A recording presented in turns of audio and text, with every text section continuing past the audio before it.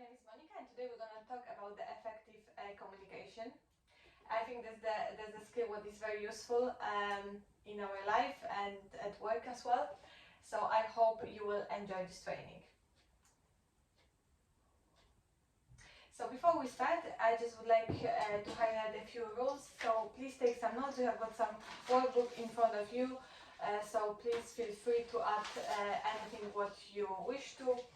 Please put your phone in silence so we are not distracted anytime during this training, and ask as many questions as you prefer. So we're going to start from a small icebreaker to meet each other a bit more. Let's talk about something unique about ourselves. I will start for myself. So the unique thing about me is that my R, the letter R, my pronunciation is not exactly how we say it in Poland because I'm Polish. Being in UK, a lot of people they think that I'm French because my R is more French, and I love all this guessing conversation about my nationality. So tell me something unique about yourself now. I'm Daniel. The unique thing about me is that I collect tea from different parts of the world. Usually when I go somewhere and I see very unique tea, then I have to buy it, and yeah, slowly I'm getting there. How many types of tea you have I've got going? 50 at the moment. You have 50? Yeah. Okay, lovely. And what about you, Trishta? I'm really interested in space and like the stars and stuff. Okay, great. What do? You read about it, or you watch it, or you have got some movies? What are favorite about that? I have a telescope. Oh, that's great. Yeah. So every night you spend the time watching the stars? Yes. Great, perfect. Okay, so the aims and objectives for today. The aim of today's training is to understand the importance of the effective communication, and we're going to achieve it by 3 objectives. So by the end of today's session, you should be able to describe at least one strength and one weakness of verbal and non-verbal communication. You should be able to identify at least 3 obstacles of effective communication and the way to overcome them, and explain at least 3 ways to become engaged listener. Sounds interesting? Yeah. That's great. Okay, so can you tell me if you have any idea what is the difference between the communication and effective communication? Right, so I'll say, so I think effective communication is where you actually give a good give a good information, and someone can receive the information. Because sometimes with just normal communication we don't really receive what the other person is trying to say or trying to communicate to us. So effective one is the one that you actually focus on it. Yeah, that's right. Communication is the process of receiving the communication, and we do it through the signs, through the symbols, and through our behavior. So it's the way how we pass the information, simple. And effective communication goes a bit deeper. So it's about understanding what the person really means, understanding the emotion behind and all the feelings of the person who passed the information. As well, effective communication happens when you are able to transfer the information what you receive to another party. So if you are able to speak about the same information to other person, that it means that you really understood what's been said.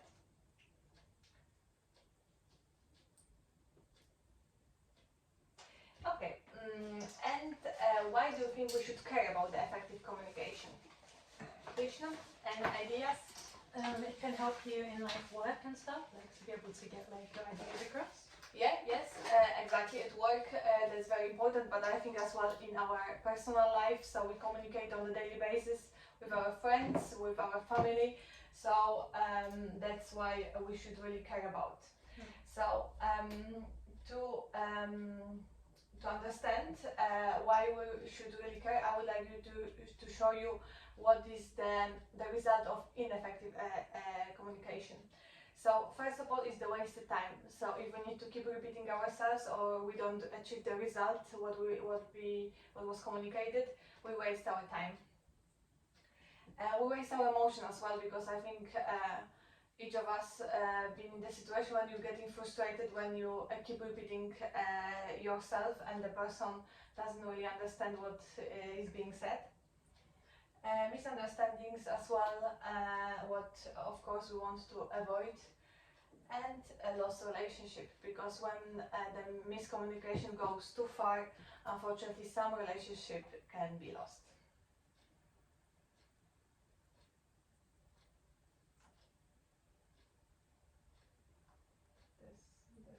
Doesn't want to cooperate. Okay, there you go. Okay. What are the main components of the communication? So the components of the communication is, first of all, we need to develop the message, what we want to pass. We need to deliver the message to another person, and the another person needs to receive this message. Then we go into the process of understanding and acknowledging, and we expecting as well the person to respond to us that the message was received. Now, we have got two ways to pass the message, which is the verbal and non-verbal communication. What do you think? How many percent of our message is passed by words? 20? 20? Like 30. 30? Okay, quite a lot. The truth is that it's only 7% of the message.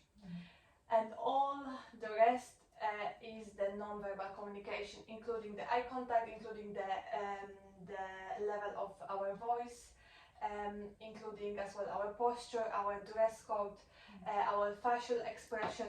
So actually what we are saying is, well, it's important, but what is even more important is all our non-verbal communication. Okay, now we're gonna go through the strengths and weaknesses. So, any ideas? What can be the strength of the verbal communication and what can be the weakness? A weakness could be like if you're having a phone call and people couldn't see, like, I don't know, like your facial expressions and stuff to get like the tone completely of what you're trying to communicate. Yeah, exactly. And the strength would be the you can say something quick, so fast. Yeah. The information. Yeah, that's true. So yeah, the verbal information is very easily transmitted and is very quickly passed. Plus, we can clarify the things. If we see that there is some confusion, we receive the response straight away. And from the weaknesses part, it can be the conflict on personalities. We can have some distraction or interruption during the conversation, so it can be some noise in the background. Someone can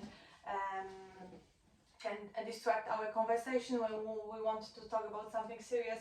So that's another weakness. And if there is the large group of people, we might not have the control all over the group. So we don't, when for example people, they really do some big presentations, you cannot be really sure that they really received the message what we wanted to pass. And about the non-verbal, any ideas, strengths, weaknesses? Weaknesses, I think someone can understand or interpret your facial expression differently.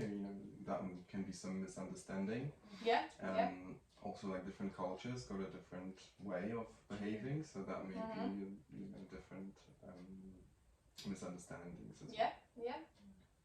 And any strength about the non-verbal communication? Maybe like subconsciously it hits like emotions that you couldn't just say with like your voice, like with your eyes and stuff like that. Yeah, definitely. Maybe you could like smile, and that would help to like warm up the conversation. Yeah, that's true. As we need to think as well that sometimes when we cannot use our voice, I don't know, if you say like this in the different country, everyone would understand that you want to stop or keep going. Like when there is the language barrier and we need to communicate with someone. Sometimes you want to eat, you want to drink, so I think I've been working in a restaurant, so sometimes it was very helpful to just use the body language to understand what my client really wanted. As well, one is the silent zone, so we can use some signs what they will be understood by everyone. And it helps as well to keep the conversation very short and brief. So like I said, sometimes by one sign you already communicate that, okay, I'm gonna stop here. And weaknesses, like we already mentioned, culture bound. So sometimes I had this situation that someone calls you like this, and let's say for in Europe it's very disrespectful. Whereas in the different country it's just normal that let's say the waiter is called like this. As well, the long conversation cannot be really held without any words, so it is just non-verbal is very useful when the conversation needs to be short, and is not very formal as well, right? So if we show someone to be quiet or to stop or to come, is not very formal way to communicate. Any questions so far? No. No? Oh, Very good. clear. Lovely. Okay, then obstacles of effective communication. What comes to your mind? What can be the obstacle? Losing control of your emotions. Yeah, exactly. And not being able to say what you really wanted to say. Language barrier. Language barrier. Yeah. Yeah, can be as well. Yeah, so stress and out of control emotion. I think we all been there when we are stressed that we're just saying whatever, and the way how we are saying is not exactly what we really wanted. And then after some time when we calm down, we just realize that that's not the way that's not the message what we wanted to pass, but the moment when our emotions they were out of the control, that's why we said what we said in this way. Lack of focus as well, I think is very common nowadays.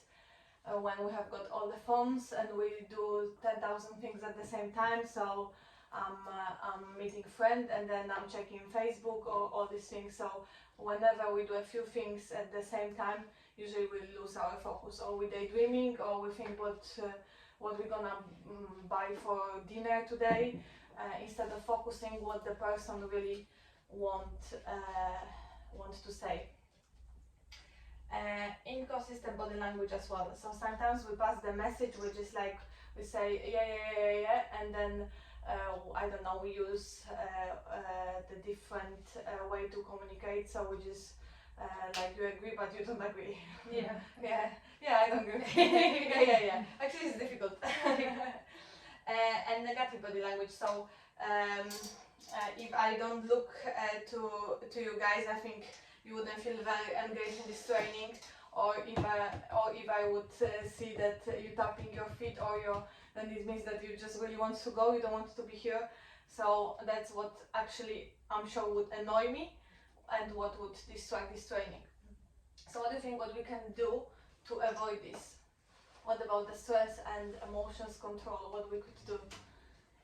Taking time to like meditate and making sure. Exactly. Yeah, that's very important.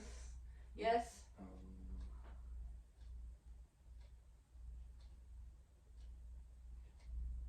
No, yeah, that's good. That's good. No worries.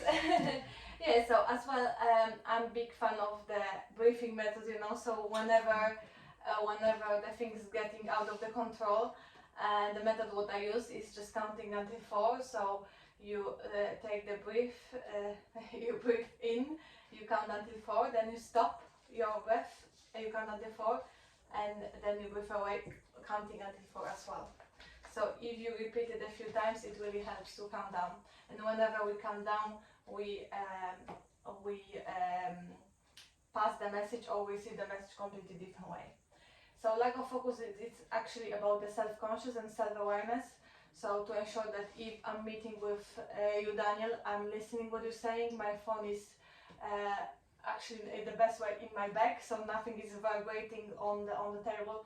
I think it's a bit frustrating when you're telling me something what is important for you, and I'm just checking my Facebook. Body language is something as well about the self-awareness to ensure to work as well on our body language, to ensure that we are open to conversation and we don't send the confusing signs. And negative body language is again, I think, the eye contact. We all know how important it is, and all these kind of small things what we can avoid, like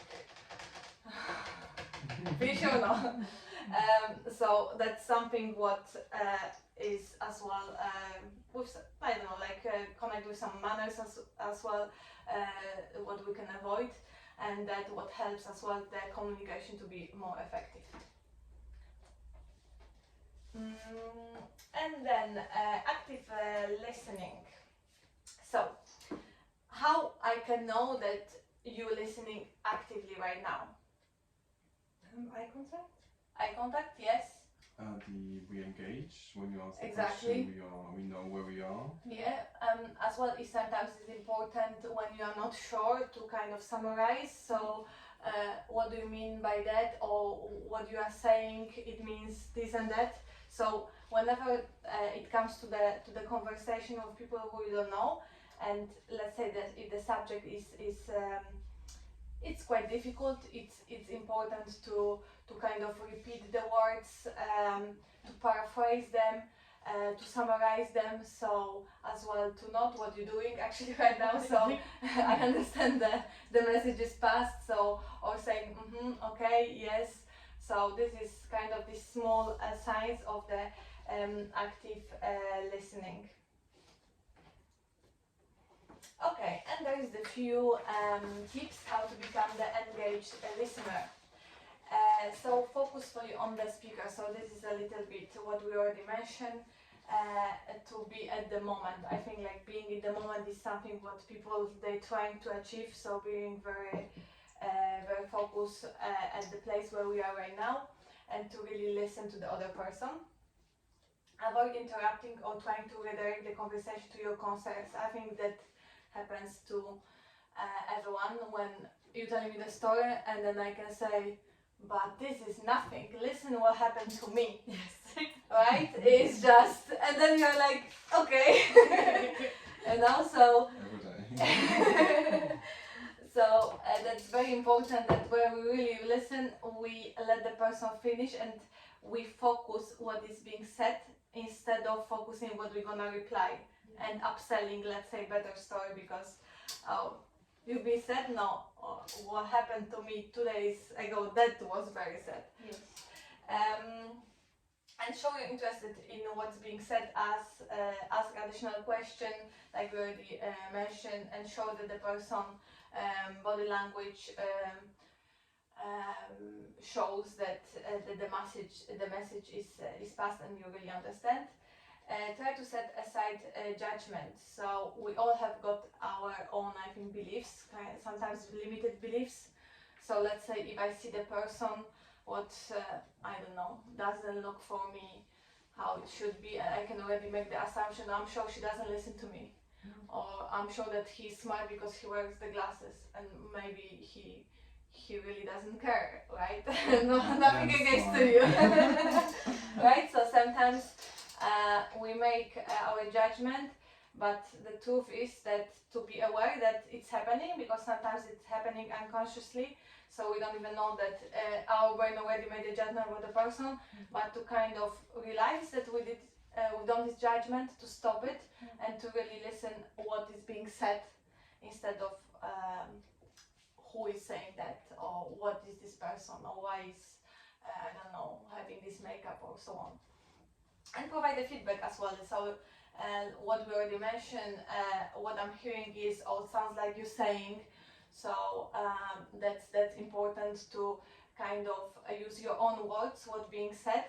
So that's what helps to ensure that the message is passed. As well, a very good practice is to ask sometimes about the words, what you understand by that. So for example, we use the word love or I'm being in love. What do you understand by being in love? Some people, they understand different things. So we're coming to the assumption that, let's say, love means the same for everyone, or friendship means the same. Maybe for me, friendship means that you're gonna call me every day, and for you, it means that we meet once a week and then we discuss about our week. So sometimes when we communicate, it's really important to kind of ask what you really mean by the words what you are using. Okay, and now we're gonna watch video. Let me just about the communication.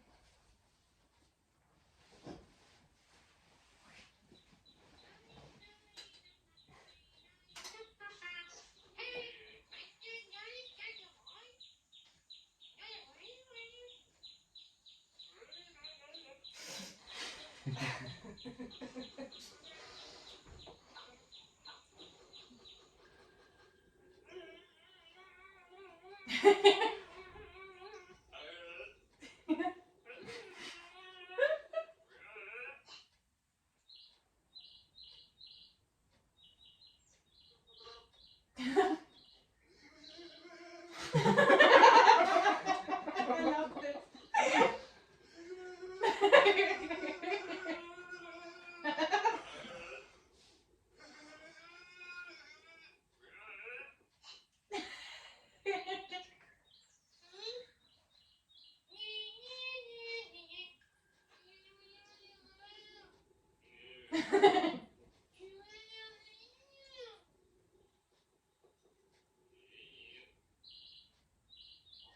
Yeah, so that's just a fun way to highlight how important is the communication, that sometimes when we really say what we want to, instead of making the assumption, that's what can really happen. Okay, let's come back. Okay, so we're gonna do small quiz just to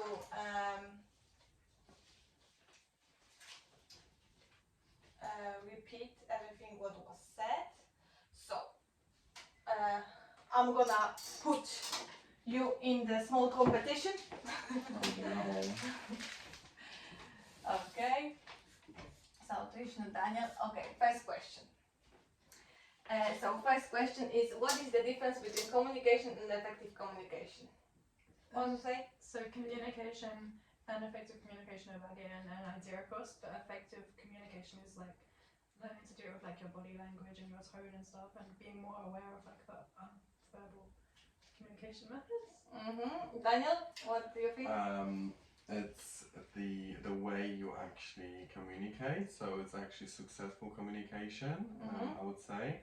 So you get your point across in a better way, than the communication. Yeah. So I just wanted to add as well about the understanding and about the understanding emotions. So emotions and everything what is behind. So both 1 point. Okay. Next. So how many percent of the information is passed by words and how many by body language? Okay, so I think it was 7 by words and it was 55 by body language. Yeah, that's correct. Okay. I'm gonna go with the same. Okay, Daniel was correct. Yeah, okay. Okay, I will give you half point, okay? Daniel was quicker. Okay, one strength and one weakness of verbal and non-verbal communication. Wants to go first? You can go. Okay, so let's say verbal strength of verbal is fast information. Yeah. Weakness can be let's say language barrier, right? And then non-verbal communication strength, let's say I would say also easy, maybe also fast, a time saving, right? Yeah, so exactly. Something. Yeah. But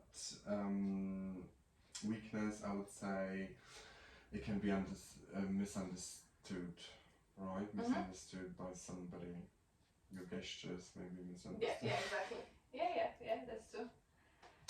There's the difference between the cultures. Yeah. Do you want to add something, or you want to give the point to Dina? I will give the point to them. So nice. Okay. Oh no. And that 3 obstacles of effective communication. This is like, they could be misread, like with your emotions and stuff. Emotions, exactly.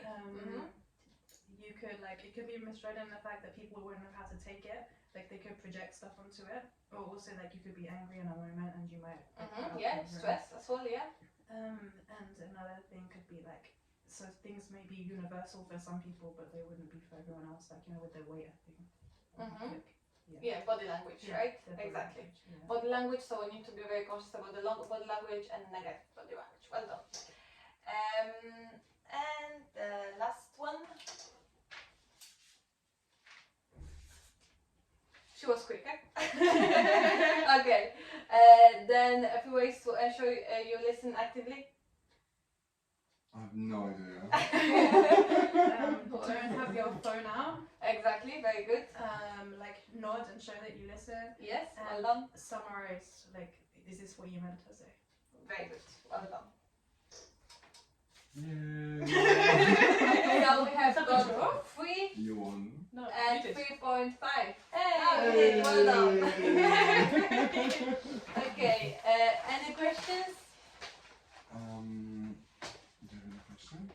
Is there anything that you think we need to improve about our communication? Well, I don't know you that well, but like we already mentioned, that the self-conscious and self-awareness, I think, is very important. So kind of knowing yourself better, knowing how you react in the stressful situation, knowing when your emotions go up, knowing what calms you down, because for some people they need to go on the side, some people they need to go to smoke, and some people they just come to them and they are calm, right? So I think that's the biggest tip what I would give it to you. Thank you. Okay, thank you so much, guys. Thank you. Thank you, Monica.